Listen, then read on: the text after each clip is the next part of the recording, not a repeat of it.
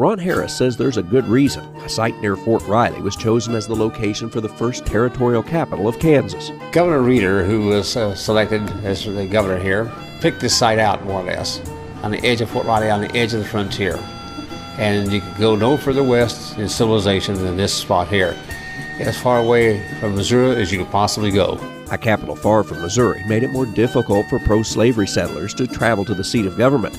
The Kansas Territory prepared to vote for its first set of legislators to fill the new building at Pawnee, next to Fort Riley. About 3,000 legal voters lived in the territory. But on election day, the Missourians, taking their civic duties very seriously, moved across the border and stuffed the ballot boxes. And so when they counted the ballots, there were 6,307, more than twice the number of legal votes in the territory. Only 2 free staters were elected in the rigged affair. The governor threw out the results, but pro-slavery legislators maintained they were legally elected.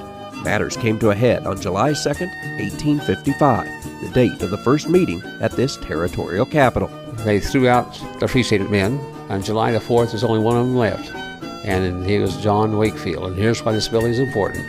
John Wakefield makes a statement which is the fuse of the Civil War. And he says, "Gentlemen, this is a memorable day, and it may become more so, for your acts will be the means of lighting the watchfires of war in our land."